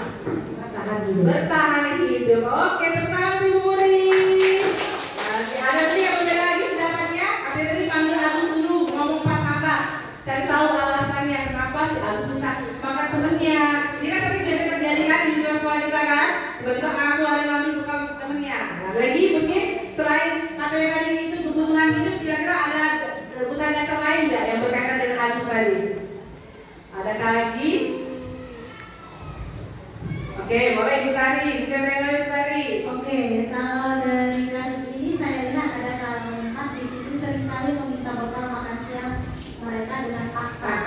Ada kata paksa di sana, mungkin di sini Agus itu lebih ke karakter kebutuhan dasarnya yaitu penguasaan. Penguasaan. Ya, di mana dia merasa bahwa dia mempunyai senang melihat temannya tuh terintimidasi seperti itu. Jadi di situ mungkin penguasaan ya. Penguasaan. Oke, kata Ibu penguasaan. Lagi mungkin yang lain berkaitan lagi yang lain sudah cukup. Oke, coba sekarang kita cek jawabannya.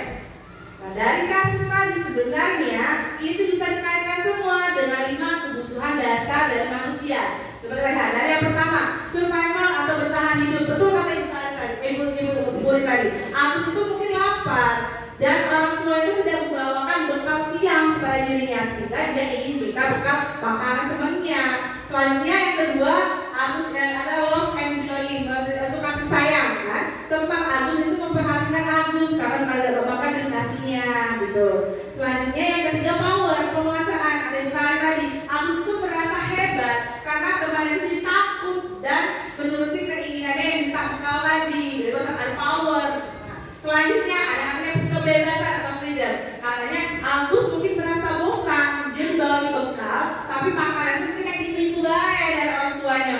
Jadi dia Agus pengen mencicipi atau meminta bekal kawannya yang berbeda. Lanjut lagi ada fun atau kesenangan. Agus cuma iseng dan hanya ingin menikmati ekspresi yang diberikan oleh temennya. Yang kesel tadi dia marah, dia senang kalau bekal itu kesel ya. Jadi ada rasa kebebasan kesenangan di dalam dirinya. Jadi bisa kita kaitkan ke 5 dasarnya. Tapi kalau dikatakan lebih dominan yang mana si Agus tadi ini? Dari pernyataan kasus tadi, dasarkan identitas tadi. Ada pernyataan katanya tadi kata bukan tadi dia itu meminta bekal makan siang mereka dengan paksa. Ada kata paksa, artinya lebih ke dominan ke ya power, penguasaan. Dia itu senang kalau itu takut dan menuruti apa kehendaknya yang minta makan. Oke. Jadi bisa membedakan ya 5 dasar kebutuhan manusia tadi. Oke, lanjut lagi. Oke, sekarang ada yang membuat materi posisi kontrol guru. Nah, ini adalah posisi yang penting kita sebagai seorang guru. Kira-kira termasuk yang di mana kita? Ada 5. Yang pertama, guru sebagai penghukum. Selanjutnya, guru itu pembuat merasa bersalah. Yang ketiga, ada sebagai penang. Yang keempat, sebagai pemantau. Yang kelima, ada sebagai manajer. Secara lengkapnya. Nah, sekarang sebagai penghukum dulu ya. Setelah saya jelaskan ini, mungkin saya akan merefleksi kira-kira ibu-ibu semua sekarang lagi di posisi yang mana. Oke? Kalau sebagai penghukum, guru itu biasanya menggunakan hukuman fisik. Fisik juga bisa verbal atau ucapan. Ya, karena sadari ucapan itu karena menghukum siswa. Selanjutnya, guru yang menjalankan posisi penghukum senantiasa mengatakan bahwa sekolah memerlukan sistem atau alat untuk menekankan para siswa untuk lebih dalam lagi. Biasanya, guru yang berposisi sebagai penghukum itu ada kata-kata yang sering dilontarkannya adalah patuhi ya peraturan saya atau awas. Nah, sering bilang gitu, awas ya. Selanjutnya yang kedua, kamu itu selalu saja salah. Nah, ada lagi selalu, pasti selalu kamu yang terakhir selesai mengerjakan tugas. Biasanya kan kita selalu mengecap kalian, oh kamu tadi terakhir. Nah, itu biasanya yang dilontarkan oleh si guru penghukum. Makanya karena guru seperti ini senantiasa percaya hanya satu cara agar pelajaran bisa berhasil, yaitu mengikuti kehendak cara guru tersebut.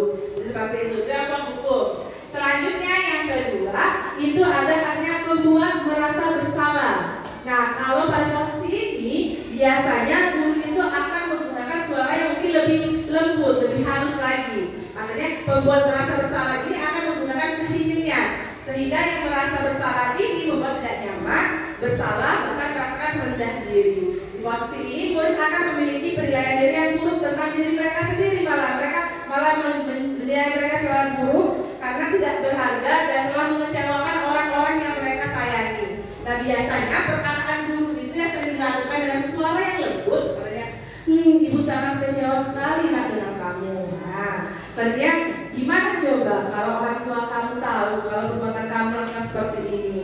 Nah, keseringan bicara seperti itu adalah membuat merasa bersalah, membuat anak itu merasa, oh berarti aku ini ngecewain ibu ini. Nanti gimana ya kalau orang tua aku tahu? Jadi dia merasa menilai dirinya jadi rendah sekali harganya, seperti itu. Selanjutnya yang ketiga ada sebagai teman. Nah, ini biasanya yang sering mungkin kita lakukan kali ya. Guru pada posisi ini tidak akan menyakiti murid, namun akan tetap berupaya mengontrol murid melalui persuasi. Posisi teman pada guru bisa berdampak negatif maupun positif. Kalau positif di sini kita akan menjalinkan hubungan yang baik dengan siswa kita, sehingga guru akan menggunakan humor dalam mempengaruhi siswa. Sementara kalau dampak negatifnya, bila suatu saat guru itu tidak membantu anak itu, maka anak itu akan merasa kecewa dan berkata kadang-kadang ngomong, saya pikir bapak atau ibu itu teman saya. Murid merasa dikecewakan dan tidak mau berusaha lagi, sehingga menyebabkan murid itu bergantung pada guru tersebut. Biasanya perkataan guru itu katanya, ayo Lana kerjakan demi ibu ya, biar ibu tidak kena marah sama sekolah, gitu kan? Atau lakukan demi ibu ya, tolong ibu, seperti itu. Jadi kita memposisikan kita sebagai teman dengan murid kita, seperti itu. Lanjut yang keempat. Nah, posisi guru sebagai pemantau. Nah, kalau memantau ini kan berarti kita mengawasi gerak-gerik anak-anak. Pada posisi ini, guru mengawasi bertanggung jawab atas perilaku murid yang diawasinya. Posisi pemantau berdasarkan pada peraturan dan konsekuensi. Kan ada peraturan dan konsekuensi. Dengan menggunakan sanksi dan konsekuensi dapat memisahkan hubungan pribadi dengan murid. Jadi ada yang konsekuensi kalau pemantau itu, karena dia berpacu pada peraturan yang ada. Biasanya guru itu bertanya dengan muridnya seperti, apa yang telah kamu lakukan? Peraturannya apa? Sebenarnya sanksi atau konsekuensi apa yang akan kamu dapatkan kalau kamu tidak mengerjakan PR dan terlambat? Nah, guru ini sebagai pemantau sangat mengandalkan perhitungan, pakai catatan, data yang dapat digunakan sebagai bukti atas perilaku murid tersebut. Posisi ini akan menggunakan misalnya stiker, slip, catatan, atau juga daftar cek dari apa yang sudah guru itu lakukan, seperti itu.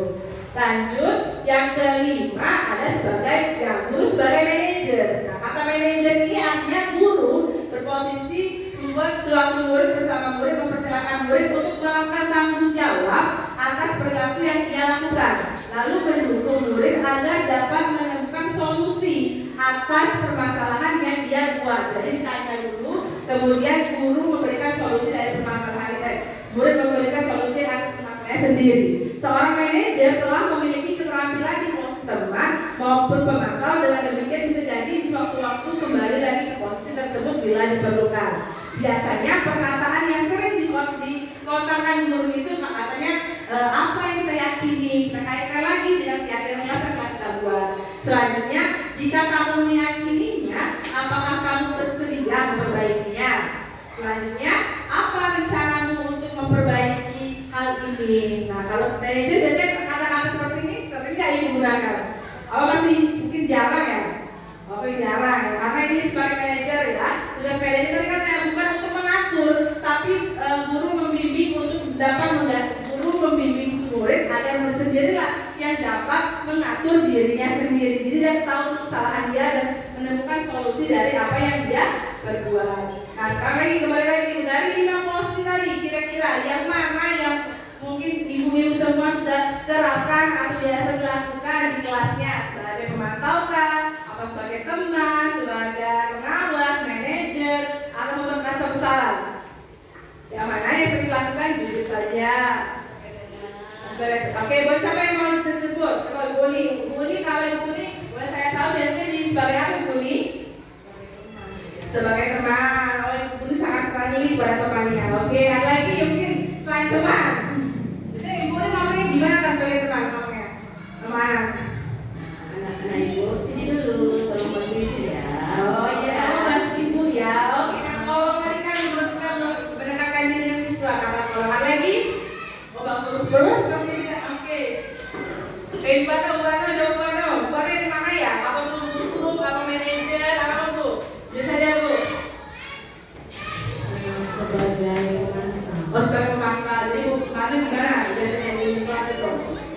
mengaitkan dengan peraturan yang ada.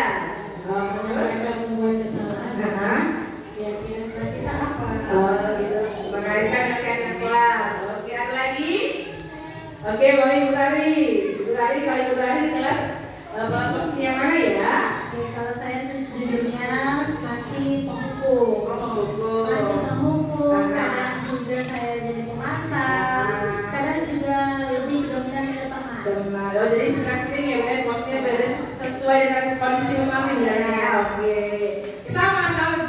Juga saya masih sebagai penghukum kadang-kadang. Apa kesal kalau anak itu kadang-kadang tidak mengikuti keyakinan kelas luar. Saya itu juga kadang juga sebagai teman membuat kata tolong. Biasanya anak itu kalau dilembuti tolong biasanya mungkin tersentuh. Apalagi kalau saya kalau sebagai manajer mungkin jarang ya, karena mungkin sejujurnya saya jarang. Atau kalau ibu mungkin sudah melakukan manajer. Oh belum. Nah sekarang oke. Katanya tadi. Nah kalau dari tahun begini dikatakan motivasi tadi kan ada gimana tadi?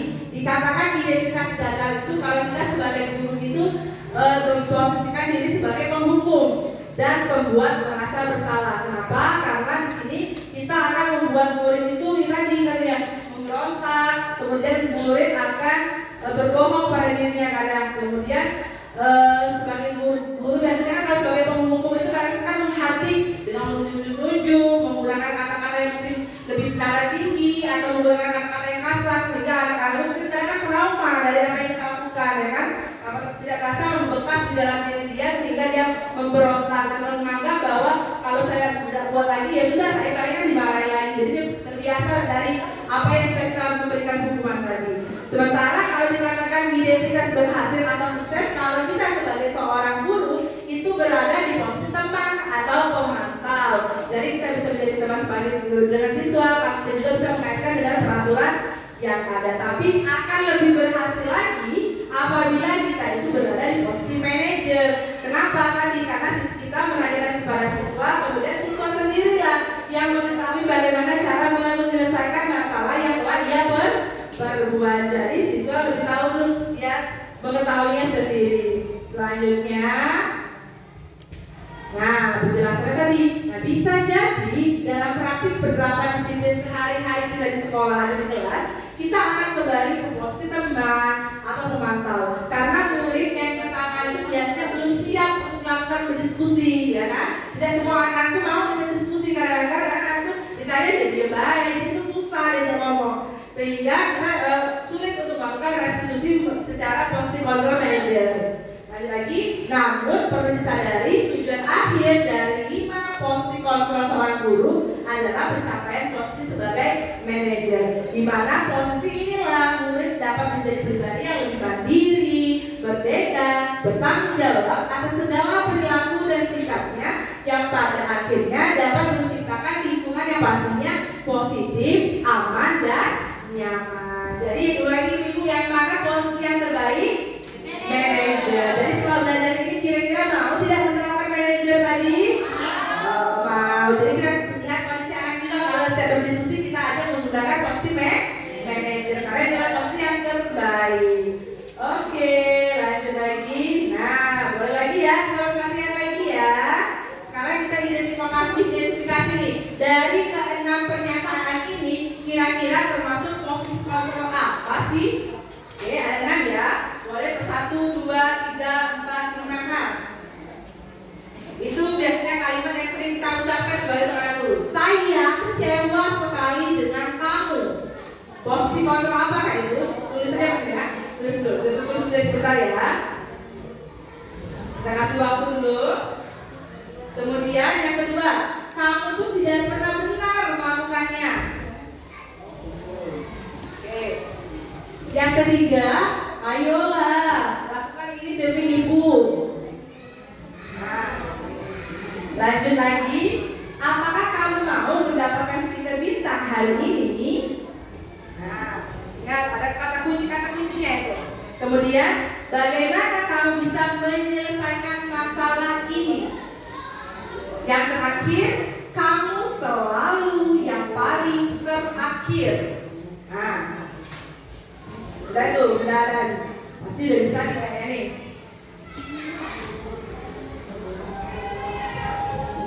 tadi ada 5 ya, ada pemantau, teman, ada sebagai manajer, merasa bersalah, menghukum.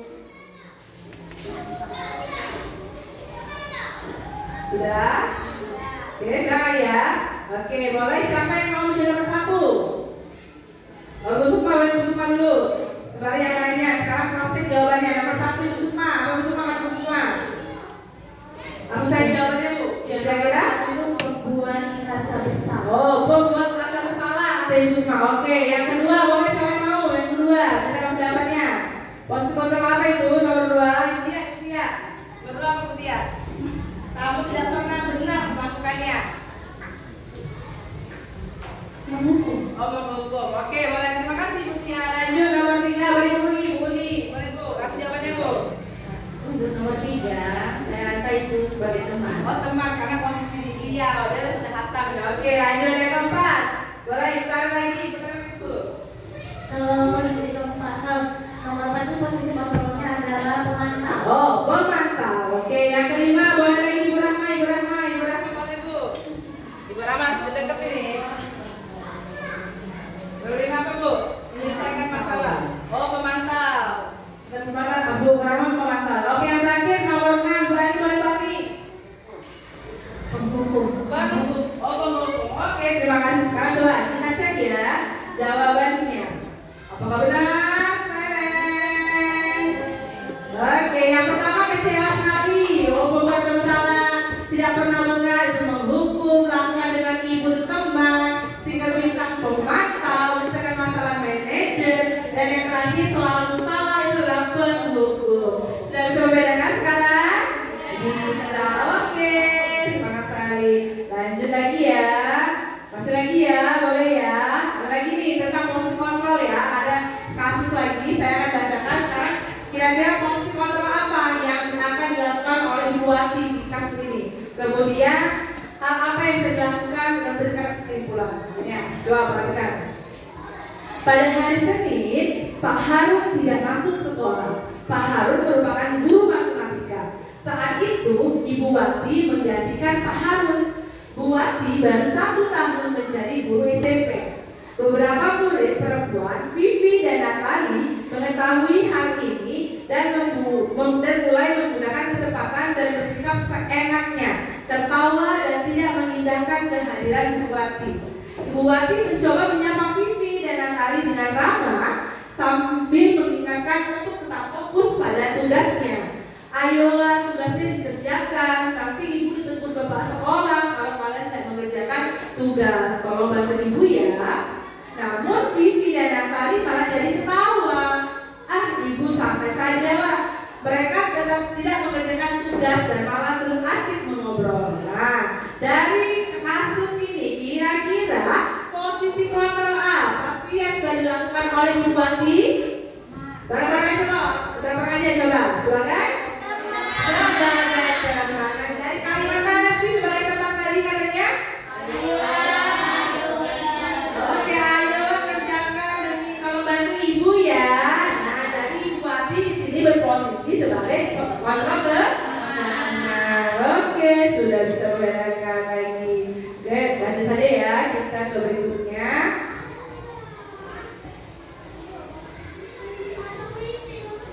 Oke, sekarang ke materi yang terakhir ya, tentang segitiga restitusi. Jadi segitiga restitusi ini adalah proses menciptakan kondisi bagi murid untuk memperbaiki kesalahan mereka sehingga mereka bisa kembali pada kelompok mereka dengan karakter yang lebih kuat. Makanya segitiga restitusi ini dapat membantu murid menjadi lebih memiliki tujuan, disiplin positif, serta memulihkan dirinya setelah berbuat salah. Jadi kalau berbuat salah dia langsung bisa menjadi lebih baik lagi. Selanjutnya, membantu murid untuk lebih jujur pada dirinya sendiri dan mengevaluasi dampak dari kesalahan yang dia lakukan. Selanjutnya, memberikan penawaran bukan paksaan. Jadi ini adalah hal-hal yang harus diingat dalam segitiga restitusi. Nah, karena ini segitiga sudah pasti berbentuk segitiga dan ada 3 yang harus kita ketahui. Yang pertama itu yang di bawah, katanya harus menstabilkan identitas. Selanjutnya yang ke atas itu validasi tindakan yang salah. Yang terakhir ada menanyakan keyakinan. Jadi kembali meyakinkan dalam yang kesepakatan kegiatan kelas. Lebih jelasnya, ada tahapan segitiga restitusi. Yang pertama kan menstabilkan identitas. Berdasarkan prinsip membuat kesalahan adalah bagian dari proses pembelajaran. Menggeser identitas gagal ke identitas sukses. Nah, biasanya guru-guru di menstabilkan identitas ini biasanya menggunakan kalimat berbuat salah itu tidak apa anak-anak. Selanjutnya tidak ada manusia itu yang sempurna. Lalu ada saya juga pernah melakukan kesalahan seperti itu. Lalu kita bisa menyelesaikan ini. Lanjut lagi ada ibu tidak tertarik mencari siapa yang salah, tapi ibu ingin mencari solusi dari permasalahan ini. Jadi ya ini menstabilkan identitas. Kita tahu dulu menstabilkan dulu. Lanjut lagi. Yang kedua itu ada validasi tindakan yang salah. Berdasarkan prinsip setiap perilaku berupaya memenuhi suatu kebutuhan tertentu. Selanjutnya ada guru bergeser dari pemikiran stimulus respon menjadi proaktif. Lanjut lagi, mengenali dan mengakui kebutuhan murid yang akan memperbaiki hubungan dengan muridnya. Adapun yang biasa disematkan atau dikatakan oleh guru sini, katanya kamu pasti punya alasan mengapa melakukan hal itu. Jadi mereka alasan mengapa dia melakukan hal itu. Selanjutnya, kamu pasti bangga pada dirimu sendiri karena kamu telah melindungi sesuatu yang penting buatmu. Jadi kita tanyakan dulu alasan kenapa anak itu bisa melakukan kesalahan itu. Kita cari tahu dulu, jangan langsung mengharapnya. Selanjutnya lagi, yang ketiga, yang terakhir, menanyakan keyakinan. Murid akan diberikan pertanyaan-pertanyaan yang bermakna untuk memunculkan motivasi secara intrinsik, mampu mengaitkan keyakinannya dengan tindakan yang salah. Artinya biasanya apa yang kita percaya sebagai kelas atau sebagai keluarga. Lanjut lagi, apa sih nilai-nilai umum yang telah kita sepakati. Lanjut lagi, kamu mau jadi orang yang seperti apa. Jadi pertanyaan lagi keyakinannya juga Anda bisa menyebutkan nilai-nilai kebajikan yang dia ya jadi Anda tahu kesalahannya.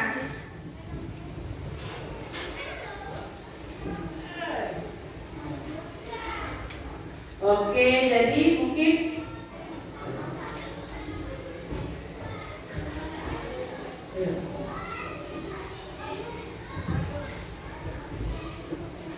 mungkin di sini ada contoh penerapan segitiga restitusi ya. Boleh disimak.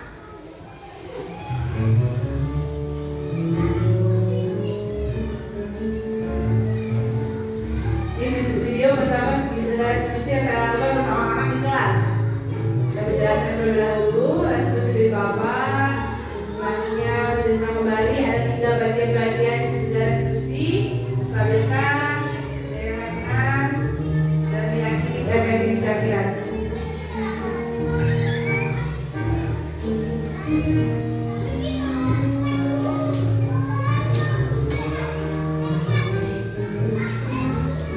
Kasus yang pertama,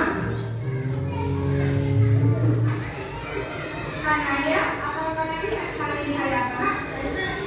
Lalu selanjutnya kenapa Kanaya menggunakan kita hari ini? Kanaya di sini menggunakan pesan hitam pada hal-hal hari Senin. Jadi saya sebagai seorang guru menanyakan kepada Kanaya.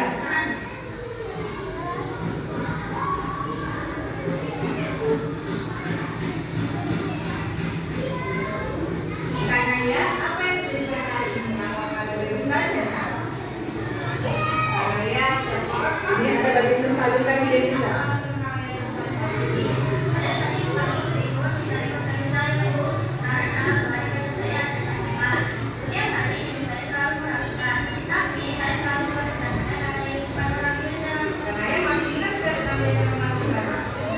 Menanyakan keyakinan kelas. Nah, ada yang mengetahui anak kawan saya. Saya juga meyakini berlaku masih. Sekarang apa yang saya lakukan untuk memperbaiki kesalahan saya? Lalu anak untuk menemukan solusi dari perkataan sendiri. Bagus, saya lakukan dari kesalahan saya. Ibu sudah memaafkan apa yang saya lakukan. Jadi pasti saya tidak akan mengulangi. Oke, sekarang silakan kalian berikutnya. Oke, selanjutnya ada kasus yang kedua. Di Di sini ceritanya ada anak yang ingin mencontek pekerjaan teman-temannya karena dia jahatin pada hal itu. Memaksa temannya untuk mencontek. Oke, ada apa ini? Malah, kenapa mengatakan enggak? Mana ya? Kamu tuh mana ya?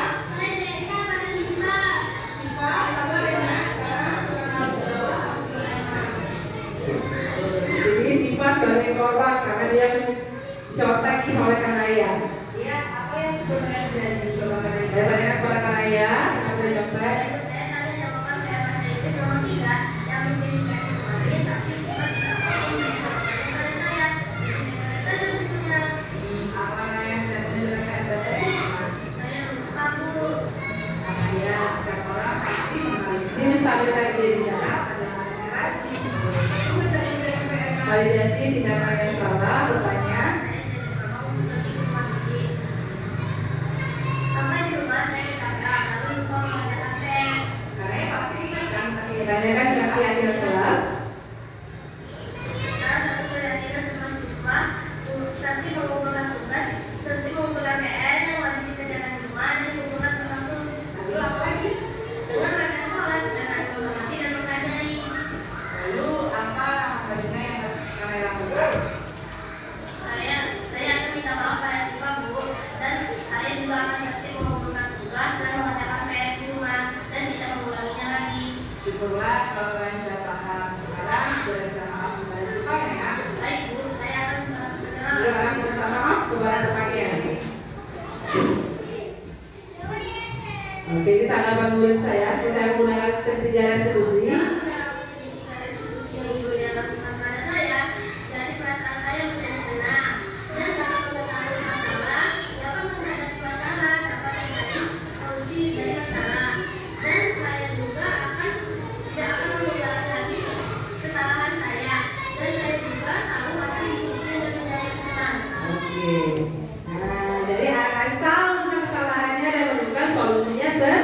Sendiri. Jadi mungkin bisa ibu-ibu semua terapkan di kelasnya masing-masing apabila bertemu dengan anak yang melakukan kesalahan.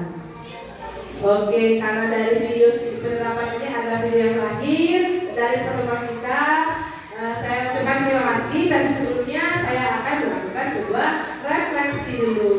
Nah, kegiatan refleksi ini biasa kami lakukan juga setelah memasuki apapun kegiatan, gunanya untuk mencari tahu apakah anak apa yang akan dapatkan dari pelajaran hari ini. Jadi ini masing-masing saya boleh lihat di kiri kanannya di sini katanya apa hal yang sudah dipelajari, kemudian apa saja yang perlu ibu-ibu tingkatkan. Selanjutnya apa sih perasaan ibu setelah menerima materi ini. Selanjutnya apa yang akan ibu-ibu terapkan mungkin di lingkungan kelasnya atau di lingkungan sekolah. Oke, boleh masing-masing satu sticky note ya, tempelkan masing-masing pertanyaan ini. Boleh dijawab, ada 4 pertanyaan ini. Kita melakukan refleksi. Perasaannya bagaimana hari ini? Apa yang bisa diterapkan setelah belajar? Dan lagi apa yang sudah Bapak Ibu pelajari pada pertemuan hari ini? Dan apa yang akan Ibu tingkatkan lagi? Sudah ada tingkatkan lagi kira-kira apa? Nah, kita berefleksi bersama. Jadi kegiatan refleksi ini bisa tertiru dari kelas biar anak juga mengetahui kira-kira anak-anak sudah paham belum dan mengetahui apa perasaan anak-anak.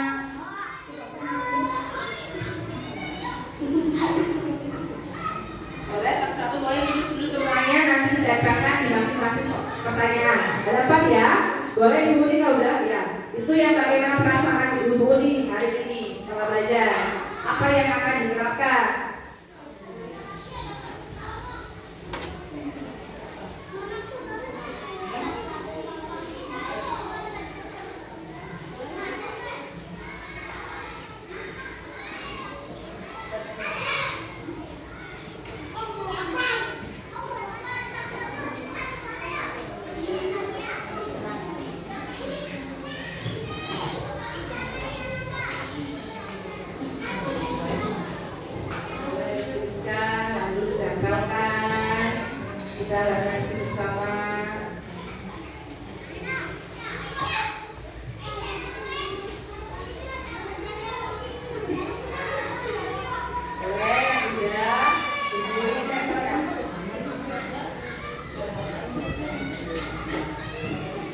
Oke, boleh kembali Bu Uni. Ayo lagi sudah. Dapatkan masing-masing pertanyaannya. Apa yang bisa akan diterangkan? Setelah belajar ini mungkin ada yang ingin diterangkan nih. Mungkin materi yang mana yang akan diterangkan. Oke, kalau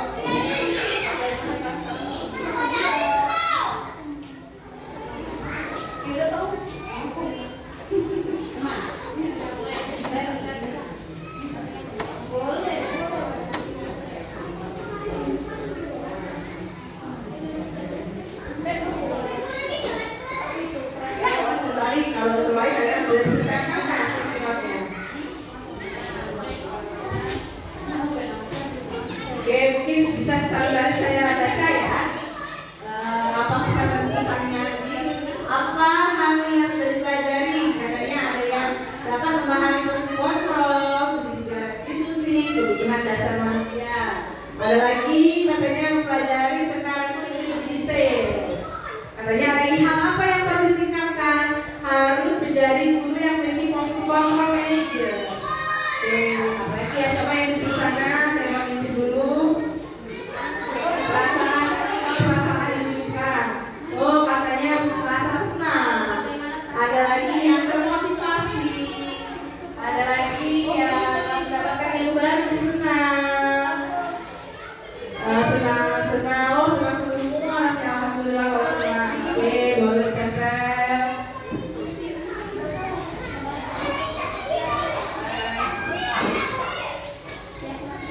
Terima kasih sudah mendapatkannya.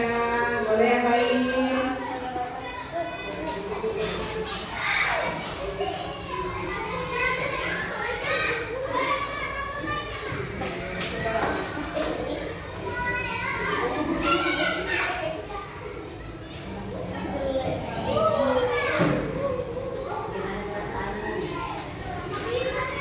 Oke, lagi.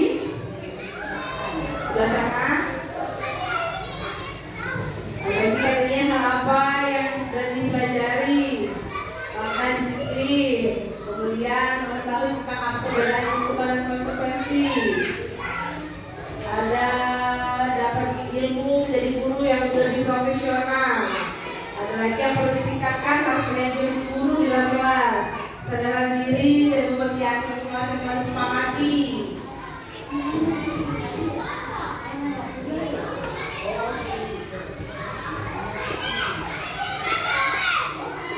Lagi katanya yang perlu ditingkatkan kesadaran diri saat melakukan kesalahan siswanya.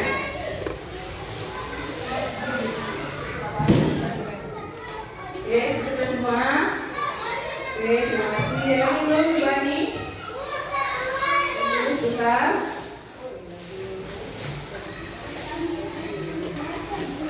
Lupa, borangnya banyak sekali. Saya mau kepo. Perasaan saya senang bisa mendapatkan banyak ilmu yang saya sampaikan di kelas. Masya Allah. Lagi ya. Apa yang bisa diterapkan? Yakin kelas, disiplin, tanggung jawab, menerapkan sejarah institusi, menerapkan kontrol sebagai manajer. Wow.